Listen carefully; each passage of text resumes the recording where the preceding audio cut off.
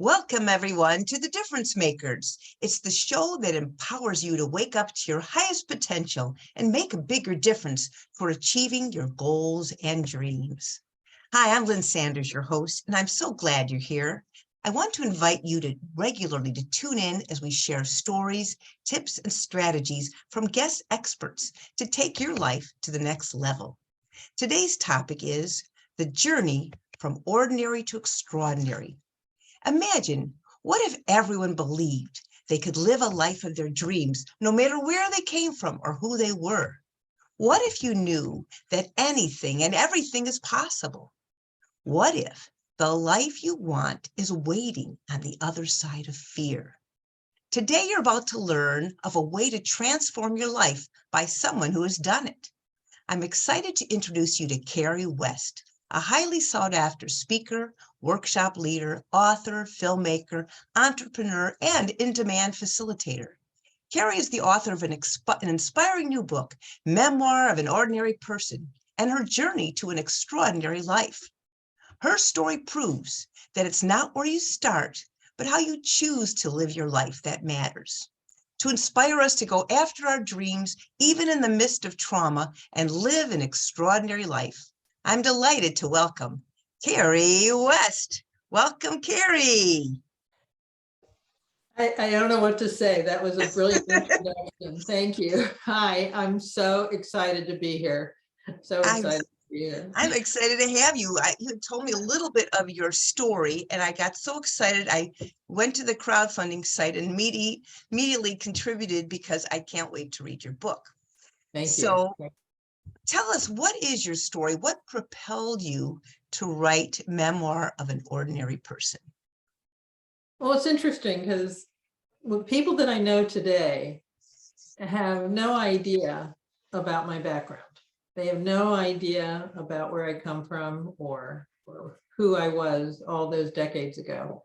And I started telling a story because one person, a dear friend who is a lovely woman, a beautiful singer, beautiful, beautiful voice. And she was talking about how, she would have had a better beginning. She wouldn't have had challenges with her upbringing, and she would, she has trouble getting gigs. And I said, wait a minute. And I told her my story. And my story is that I was rejected. My mother did not want me from the day I was born, didn't feed me, barely changed my diapers. And as a result, I learned to take care of myself at a very early age. And a couple of times I almost died because of it. Wow. As a hungry child, I ate things that almost killed me. And, tried to get to places I had no business being in, but mom never paid attention to me. So it was a really traumatic upbringing.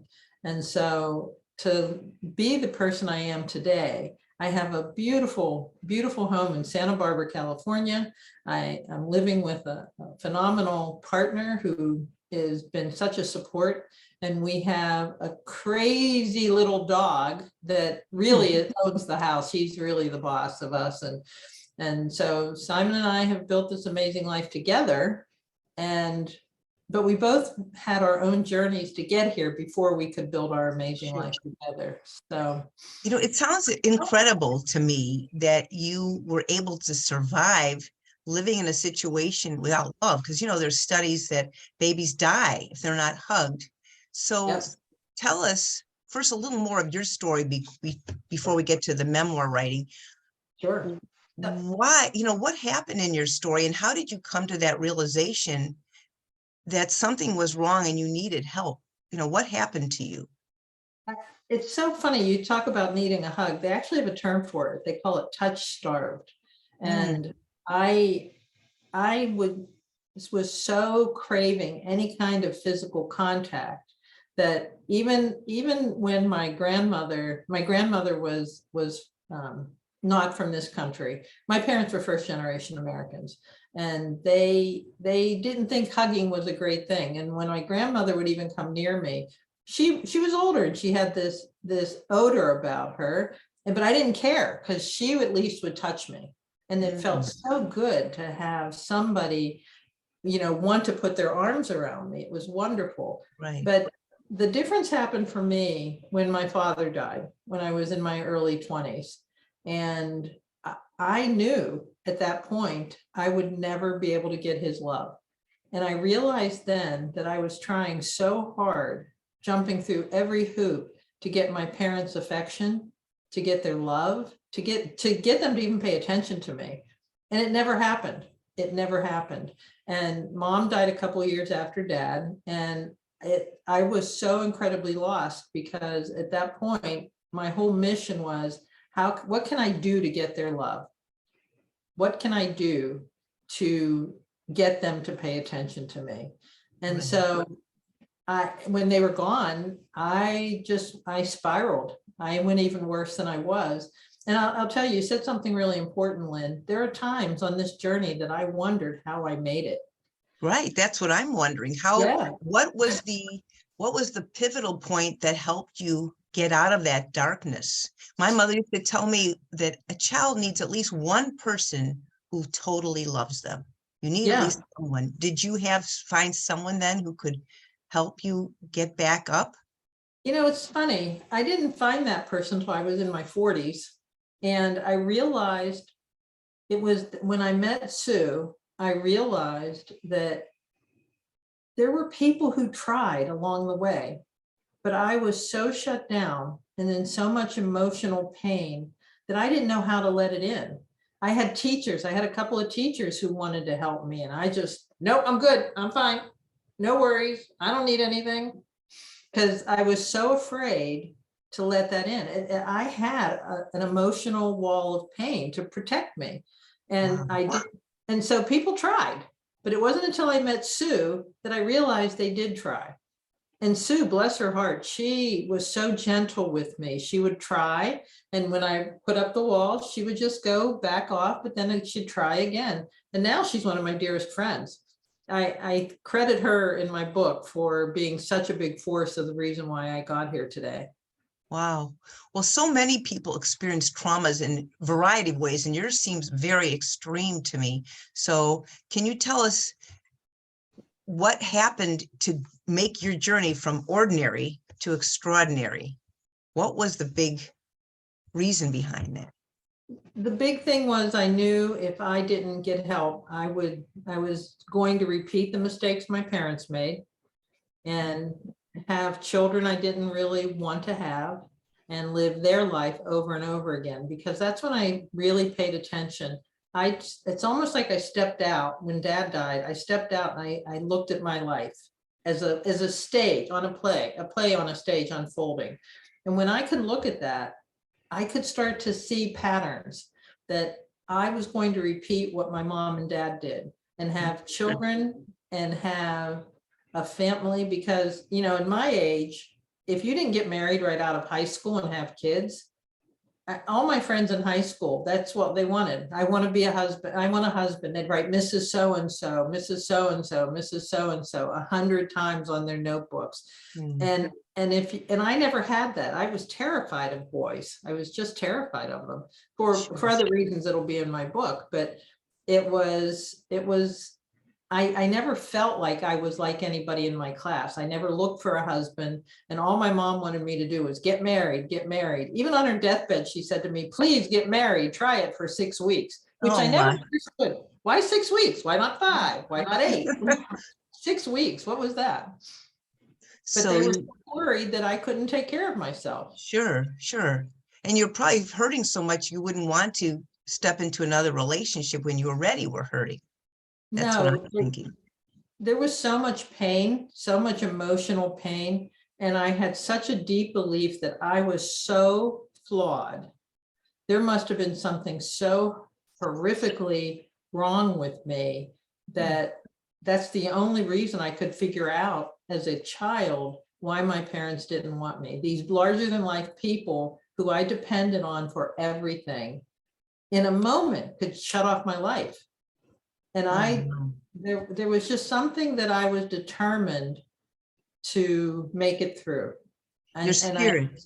It was your soul calling to you from deep within, I think, because if you didn't have any role models of love then you had to find it somewhere. And it sounds Yeah. like you were just given the awareness that something had to change. That's what you're saying.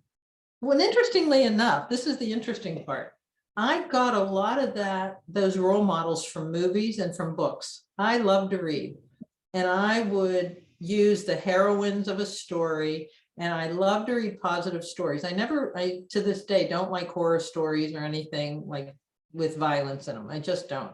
But I loved family stories, and I loved happy stories. And I would go to bed every night with the only way I could, the self-care would be to tell myself this story over and over again about my father that loved me, my family, that we were happy, we went on vacations, and things that I got from the stories. But stories really helped me hold it together. And so when I was old enough, after my parents died and it was no longer, you've got to get married, I went to film school. I got my master's in film and storytelling. And that really was another turning point for me, because I started to realize that I was telling a story of a poor me life, that I was a victim in this life, and I could never break it free because I was a poor truck driver's daughter. I wasn't loved, whatever the story was that I was telling myself. And when I thought, well, in Hollywood, we could rewrite our scripts. Mm-hmm. You could always change the ending. You could Right. write the story. Why can't I do that with my life? And at the same time, I was doing a lot of metaphysical work, a lot of spiritual soul searching and therapy.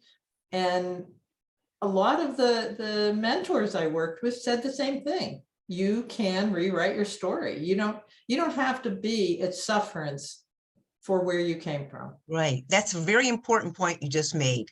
You can rewrite your story. Everyone listening needs to think about that, because we all live a story inside our heads, right? And we can choose. That's one of my favorite sayings. You can choose the difference you want to make. You can choose your story.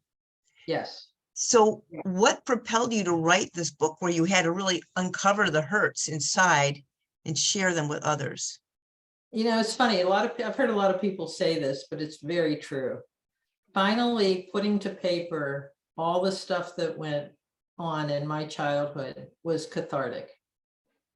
Was so freeing. To me, unbeknownst at the time, because I wrote it on the urging of the singer who said to me, you really have to tell your story. You really have to tell your story. So I wrote it, and I realized that this was the final stage of this transformation I went on in my life, was to no longer, that was the last bit of shame.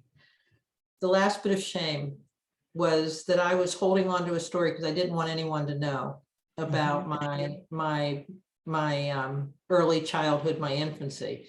And now to put it on paper and put it out in the world, when people read the synopsis of it, they're blown away. And so many people have said, I had a similar thing. I felt the same way. I had, the famous dysfunctional family, whatever that is.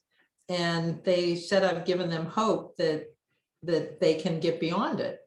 That's beautiful. Was it difficult to write your story into a book? Some of it was. Some of it was embarrassing. Some of it was mistakes I'd made. I mean, I had to talk about how in college and in my early 20s, I was on the verge of alcoholism because I was acting out and drinking constantly and driving. I have no idea sometimes how I even got home, because at that point in the late 70s, early 80s, nobody was paying attention to DWIs or DUIs, I think they're called. DUI, right. DUIs. And that was very, I wasn't proud of that time in my life. So you had to go beyond your comfort zone to write the story, which became a catharsis, as you're saying, to really release all those pent-up emotions. How did it feel when, 'cause the book is coming out, how did it feel when you finally finished? Have you finished writing your memoir? Oh, yeah. It's with the editors. Now we're getting the final master edit. So tell us, how did it feel when you finally got everything down on paper to your satisfaction? I'll tell you, there are so many more stories that I was talking to the editor and telling her more of my stories, and she said, I think I want you to add that one. Can we add that one here? Because the editing process, much, I've enjoyed it tremendously because it's become a partnership. And somebody who's never known me before is reading my story. And as we talk, I'm telling her a little bit more about me. And she's like, oh, that's a good one. Can we add that in here? And some of it's like, hey, I got to get the next book out. So wait a minute, we'll put that in another book. So That's great. So you've really brought all kinds of past experiences to the surface, and maybe there'll be a part two. That's what you're saying. But for right now, I would like to ask you, what do you want readers to learn from your story? Because as we were talking, many people have faced trauma. What can they learn from what you've experienced? First of all, self-acceptance, that no matter where you came from, whatever happened to you, embrace it and accept it. If I wouldn't have had the stuff happen for me, I would have never realized how determined I've been in my life. My determination to survive, because I did, and it makes sense when you think about it. I have a cousin who was my best friend. We were the same age, and she died when she was 10. And she had a very similar upbringing with the same kind of challenges. Her mom was my mom's sister. So it was a similar familial issue that was passed on. And Mara died when she was 10. And I didn't. It was almost like I'm gonna make it for both of us. And I remember as a little kid thinking that. I mean, and that's the other thing. Anybody who tells you that babies and kids don't take in this stuff, that's wrong.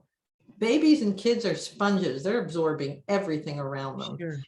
So it's important to realize that and be kind and treat them well. The other thing I would say to people is, look, there isn't anything special about me, nothing at all. So anybody watching this or hearing this, you can do exactly what I'm doing. And the key to it is having a dream, having an imaginative dream of what you want your life to look like. Because we forget that, especially as adults. We let the world take over, our mortgage, our bills, our rent, got to get to work, or my kids, or the college fund. And we forget that we can have a happy, fulfilling life. Yes. Except that you did something about it. Many people have dreams, they push them aside. I would like to add that you added perseverance and determination to your dream, and you went after it to take action, right? Yes. And the other part of that is, when you've been traumatized as badly as I have, to accept that trauma will sneak up on you at any time, and it's not going to stop you. You just learn that it's from an event that happened many years ago. It is not about something happening in the present time. And that's something I tell people all the time. I still get triggered. Stuff will come up that will trigger me and scare me. And the good news is, after my work, it no longer sends me into this dark abyss that shuts me down for days. Now I can take a deep breath and feel back in my body. Because that's what trauma is, debilitating. And I think more people in our country, in our world, suffer from trauma than we let on. Right. I'd like you to talk a little bit more about trauma, because people may not even realize they're traumatized. Yours was, to me, the extreme, where you, from infancy to being an adult, you were traumatized. Can you go into a little more detail? What would be different types of trauma for people to be aware of? And what do you recommend that they consider doing to deal with it? Yeah, I've been given permission from one of my clients to talk about his setup. When he was 10 or 11 years old, he was a stellar student and did very well in school. And one of the popular boys didn't like him, and he did something to aggravate the popular boy. And the boy started bullying him. And one day my client tripped and fell.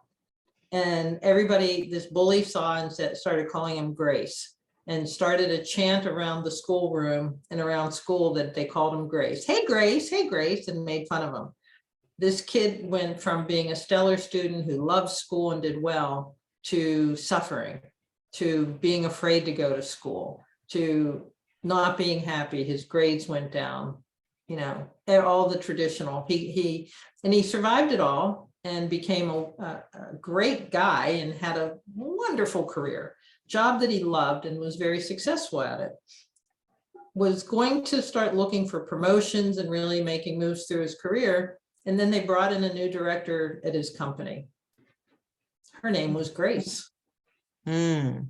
And he all of a sudden couldn't do well at work. He was not sleeping well. He was suffering. Even started coming, because he wasn't sleeping well, he'd sleep in and get to work late. His work wasn't up to the usual standards that he gave. And he was terrified of this woman. And you know, after he left, and unfortunately, he started working with me after he left, but he had an opportunity to make peace with it. We found it as soon as he talked to me about it, and we started talking about things. When he made that recognition that the kids in school called him Grace, and he forgot about it, he shoved it down. You know, Right. We shoved down these things that happen, and meeting this woman named Grace brought it all up. And as soon as he put that together, you could see his whole face relaxed. My God, that's what happened. And he actually called her. He had since left the company and was working at another company. He actually called her and went out to lunch with her. And, you know, if he would have been still working with her, who knows what could have happened. But they went out to lunch, and they're colleagues now, same company, different companies, but same Right. type of work. But that's the kind of, Wow. and he's now back on track with his career and doing well. But no one would consider that to be traumatic. So many people would ignore that and say, well, that's not trauma, that's just a bully, you were a kid, get over it. No, it's traumatic. True. Even a casual comment that someone can make, or whether it's a parent or friend or a teacher, that can stay with you. They call a thought virus your whole life. Yes. And just because it wouldn't have affected you the same way, I was bullied. I was too, actually. Yeah, the bullying that happened to me hasn't been the thing that's traumatized me. It added to previous traumas, but those weren't new traumas for me. It was like a buildup of old ones. But we don't know. Some other kid may have thought the Grace name was fun and ignored it. But this kid, for some reason, it landed with him in such a way that it upset his emotional psyche. Sure. And you helped him release it, that trigger. Absolutely. Tell us a little bit about what you do before we get to the part of where they can find your book. Yes, I work with clients. I work one-on-one, and I will work with groups to help them get to their dreams. And the first thing is giving people permission to have dreams. Like I said, as adults, we think, oh, that's a kid's thing. You know, when you dream of being a scientist, when you dream of having a family, you know, but as adults, we have too many things that stop us. So the first thing is I say, you've got to have a dream. And dreams spark your imagination. They spark your ability to vision. They get you excited. And once you can get excited about it, you feel a shift. You feel the energy go through your body in a different way. So that's the first step. Then the second step is, why don't you have it? What's getting in your way? And that's the hard part. That's where you find out about the trauma. That's where you find out about something your parents did, or something that happened to you that you've been holding on to in your emotional psyche that causes you pain. And again, another reason why I think a lot of adults have given up dreaming in their imagination is because they don't want to go there. They don't want to find out, you know, what happened. And I had one client say to me, my father loved me. I know he loved me. He's a kind man and he loved me. Okay, but what is it you still want him to say to you? And she was like, what? I said, if in a perfect world, what would you want Dad to say to you? she started crying. She started crying. She Mm. said, I want him to be proud of me. I'm Mm. going to tear up because it was such an emotional moment. She said, I want him to be proud of me. Beautiful. I'm feeling it. Yeah, no, I can feel it because we all carry with us these feelings and thoughts from our past. And I think there's the fear of failure or disappointing others that often rules us. And Yes. we have to break out of that and we need help. And I think you're the perfect person to help them because you know what it's like to go through trauma and come Yes. out at the other side. Yes. Um, I can't wait to read your book. Tell us, everyone, where they can find your book and contribute. I have to give you credit, Carrie. I've done crowdfunding myself. I know others. And I'd like you to tell everyone where they can donate. I don't know when your cutoff date is, but you have done an extraordinary job in crowdfunding. And your book sounds so exciting, compelling that I would recommend everyone get this book for yourselves or family. Memoir of an Ordinary Person. And tell us where they can find the book. If you want to go for my crowdfunding, go to my site at carriecasey.west.com, and that will take you to a link to my crowdfunding page. And I've extended the crowdfunding because I've met my goal. Yay! And Tell us your now goal, because I would like everyone to hear what your goal was.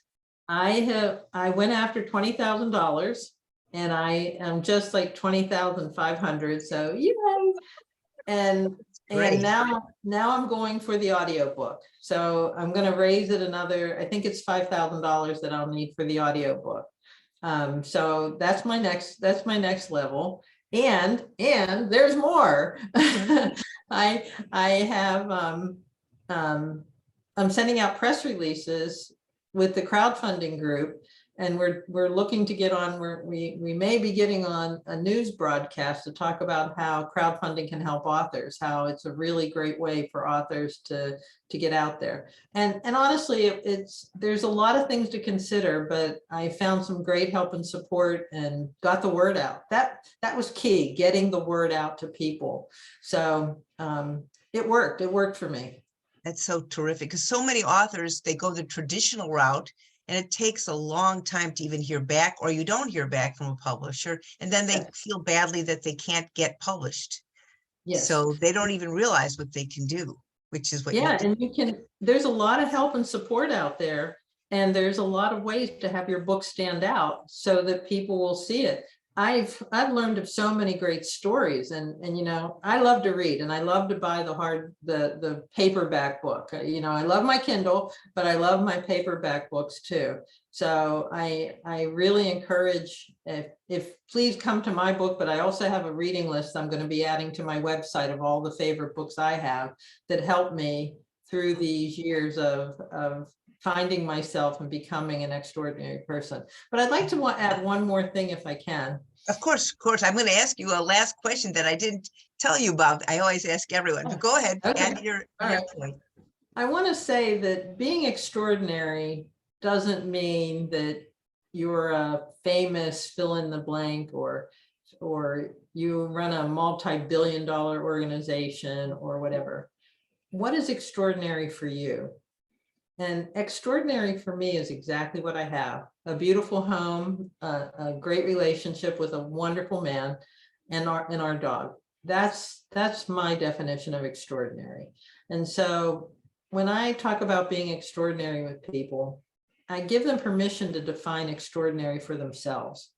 That you don't have to live up to any standard that our society puts on what that label means. So Yeah, that's a great thought, because when people think going from an ordinary person, and what's ordinary? We're really all special, but maybe ordinary, as you say, is a point of view, a thought, going from what you thought was ordinary to extraordinary, because you defined it as extraordinary. So I want to repeat, the website is carriecasey.west.com, correct? yes. And before we go, I would like you to answer the question of what would you like our listeners to remember? Maybe you've already answered, but share again. What do you want everyone to remember right now? I think it's something you said in the very beginning, wouldn't it be a great place if everybody really believed that they could be happy? What would our world be like if we were really all living our best selves? And I think we can do it. I think we've all met wonderful people that have touched our lives. I mean, you've touched my life, Lynn, just talking with you, getting to know you. And I am forever grateful for this connection. And I'm hoping this is the first of many Yes, conversations I'm that we grateful have. too. I've been telling Yeah. everyone about your crowdfunding site and your book. So you Yeah. see, So go ahead. no, so when you meet somebody like you, that just makes me realize, well, heck, if there's one Lynn Sanders, there's got to be billions more. And I want to know all of them Oh, because that is what life is about, is connecting with great people like you. thank you. Well, I feel the same about you. And I think what you're talking about is really being open to developing relationships with new people and having a soul connection, because we're both very authentic here and you're sharing your story very openly, and I'm able to interview and comment. So if we all are willing to believe that we can be happy, that's the start. That's what you're saying, right? Yep. And trust in others Yeah. so we can It's live an amazing to extraordinary me. life. Yes. And it's amazing to me how another person I worked with was just miserable, hated this, hated that, hated this, hated that. And I said, okay, every day for the next 3 weeks, I want you to every morning write down 3 things you're grateful for. What? Don't think it's a trick question. 3 things you're grateful for. I said, first and foremost, you live in Hawaii. So anything you complain about after that to me is, so number 1 on that list is you're grateful you live in Hawaii. Mm-hmm.